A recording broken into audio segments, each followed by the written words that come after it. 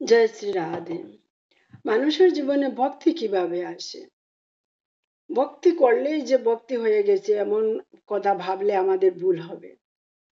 ভক্তি প্রথমে আমাদের শ্রবণ করতে হয়। শ্রবণ করতে করতে ভালো কথা, ভাগবত কথা, গীতা, মহাভারত, রামায়ণ এগুলা আমাদের শ্রবণ করতে হবে, পাঠ শুনতে হবে। শুনতে শুনতে মনের মধ্যে ঠাকুরের প্রতি আকর্ষণ বাড়বে। যতক্ষণ পর্যন্ত না ঠাকুরের প্রতি মন আকৃষ্ট হবে ততক্ষণ ভক্তি বাড়বে না। আর ঠাকুরের প্রতি আকর্ষণ, ঠাকুরের কথা শুনতে শুনতে যত বেশি আকর্ষণ হবে, ঠাকুরে এত কিছু লীলা করে গেছেন, আমরা যদি থাকতাম এইভাবে নানান ধরনের মনে যখন প্রশ্নের উদয় হয়, অথার্থ ব্রহ্ম জিজ্ঞাসা, এই ভাবটা মনের মধ্যে যখন আসবে তখন না ধীরে ধীরে ভক্তির উদয় হবে। আর ভক্তির উদয় হলে তো ভগবান কোনো না কোনো ভাবে বুঝবেন এই ভক্তের মধ্যে ভক্তির উদয় হচ্ছে, তখন উনি একভাবে না একভাবে কোনো সাধু সন্তকে আপনার সঙ্গ করাবেন, অর্থাৎ কোনো সাধু সন্ত গুরুদেবের কৃপা লাভ হবে।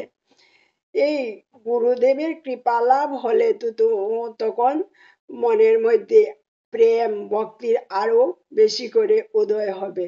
এইভাবে ভক্তির জন্ম, মানে ভক্তির পথে এগোনো যাবে। সাধুগুরু ওর সঙ্গে চললে, সাধুগুরুর কথা শ্রবণ করে সেই কথাটা যদি আমরা হৃদয়ঙ্গম করে জীবনে ধারণ করতে পারি, সাধুর একটা বাক্য, গুরুদেবের একটা বাক্যকে মন্ত্রের মতো আমরা যদি হৃদয়ে ধারণ করে এগিয়ে যেতে পারি, তাহলে আমাদের জীবনে ভক্তির উদয় হবে। আর ভক্তি যখন পূর্ণ হবে তখন প্রেম হবে। ভক্তি করতে করতে আমাদের মন বিগলিত হয়ে যাবে গোবিন্দের চরণে, একদম গলে গলে চোখের জলে ভেসে যাবে। তখন একদিন না একদিন গোবিন্দ আমাদেরকে এমন ভাবে কৃপা করবেন, তখন আমাদের মনে প্রেমের উদয় হবে। ভক্তি আর প্রেম এক জিনিস না। ভক্তি যে যত বাড়বে মনটা যত গলিত হয়ে নয়ন ধারে জল পড়বে, তখন প্রেমের উদয় হবে। এই প্রেম যত বেশি বাড়বে তখন তো ভগবান তোমাকে আমাকে, আমরা যাই হোক, উনি ওনার চরণে আমাদেরকে আকর্ষণ করবেন, তখন আমরা ভক্ত হব। ভক্ত হতে তো এত সোজা নয়। ভক্ত হলে জীবনে অনেক কষ্ট পেতে হয়। দেখেন না, অনেক ভক্ত, সব ভক্তরাই কষ্ট পেয়ে পেয়ে তো ভক্ত নাম পেয়েছেন। আমরা তো কত ভক্ত শুনেছি, এমনকি প্রহ্লাদ ছোট বয়সে অনেক কষ্ট পেয়েছে। ভগবান কষ্ট না দিলে তা ওনার ভক্তকে ওনার চরণে নেন না। কষ্ট দেওয়া অর্থ হইল আমরা পূর্ব অনেক অনেক জন্ম পেয়েছি, সব জন্মে তো আমরা পাপী, কত পাপ না জানি করে এসেছি। এই পাপগুলাকে ধৌত করে তো আমাদের, অর্থাৎ আমাদের কোটি জন্মের পাপ আমাদেরকে শাস্তি দিয়ে দিয়ে উনি আমাদের নয়ঞ্জলের মধ্যে এই পাপগুলা কাটিয়ে কাটিয়ে উনার কাছে আমাদেরকে টেনে নেন। তাই আমাদেরও ভালো, ভগবানকে এটাই আমাদের প্রার্থনা করা কর্তব্য, হে ভগবান দিন শাস্তি, কিন্তু সাথে আমার ধৈর্য শক্তিও দিন। ভগবান শাস্তি দিলে তো আমার পূর্বজন্মের কর্মফল, বাজে কর্মফলগুলা কেটে যাবে, তখন পরের জন্মটা হয়তো ভালো হবে। এই ভেবে কষ্টটাকে সহ্য করে এগিয়ে যাওয়া আমাদের কর্তব্য। আমরা থেমে গেলে আমরা জীবনে আর গোবিন্দের দর্শন পাওয়ার চেষ্টা করতে পারবো না। সাধু গুরু বৈষ্ণবের কথা হৃদয়ঙ্গম করে আমরা গোবিন্দকে কিভাবে ভালোবাসলে গোবিন্দ খুশি হবেন, কিভাবে সেবা করলে গোবিন্দ খুশি হবেন, এই মনের ভাব নিয়ে আমরা সব সময় গোবিন্দকে পূজা, সেবা, অর্চনা, এই মনের ভাব নিয়ে করলে ভগবান আমাদের প্রতি প্রসন্ন হবেন এবং আমাদের মনে প্রেমের উদয় হবে। প্রেম যতক্ষণ পর্যন্ত হৃদয় গলে নয়নের জল না বেরোবে ততক্ষণ পর্যন্ত প্রেম হবে না।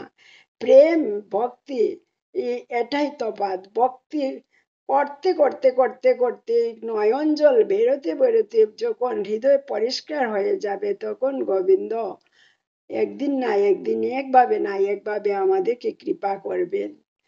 কৃপা তো করবেনই, কিন্তু পূর্ণ কৃপা কয়জনকে করেন ভগবান? উনি তো পরীক্ষা নিতে নিতে আমাদেরকে তো পরীক্ষা ভগবান এইভাবে শাস্তি দিয়ে নেন, কিন্তু আমাদের জড়জগতের পরীক্ষা তো হাতে কলমে লেখে, খাতা কলমে পরীক্ষা বসে গিয়ে দিতে হয়, কিন্তু ভগবানের পরীক্ষাটা প্রতিটা মুহূর্তে উনি ওনার ভক্তদেরকে একভাবে না একভাবে পরীক্ষা নেন।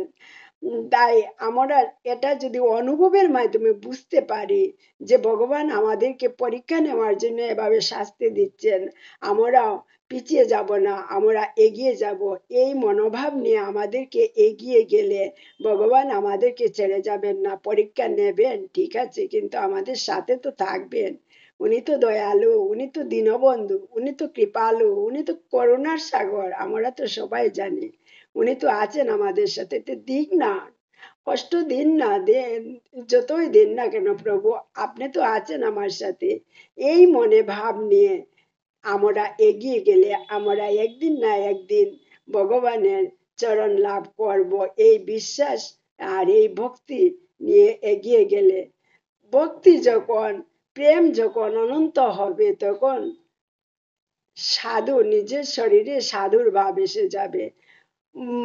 গানে বলে না, প্রেম जब अनंत हो गया रोम रोम संत हो गया। যখন প্রেম হৃদয় গলে নয়নের জল বক্ষ ভেসে যাবে, তখন এই দেহের প্রতিটা শরীরে রুমে রুমে সাধু সাধু সাধুর ভাব এসে যাবে। ভগবান উনার চরণে টেনে নেবেন, একভাবে না একভাবে উনি নিজে এসে, ভগবান নিজে এসে উনার হৃদয়ে জড়িয়ে ধরবেন। ভগবান এত দয়ালু, কিন্তু আমাদেরকে ধৈর্য ধরে ভক্তি করতে হবে, বিশ্বাস থাকতে হবে। ভগবান আছেন, আমাদেরকে শাস্তি দিচ্ছেন পরীক্ষা নেওয়ার জন্য। এই বিশ্বাস আর এই মনের সাহস নিয়ে যদি আমরা এগিয়ে যেতে পারি, ধৈর্য ধরে থাকতে পারি, তাহলে আমাদের জীবন সার্থক হবে।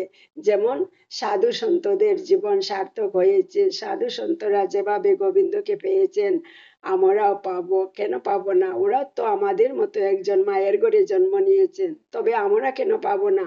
আমরা ওনাদের মতো একটু ধৈর্য ধরে দেখি না, গোবিন্দকে প্রাণ ভরে রাধে রাধে বলে ডেকে। জয় শ্রী রাধে।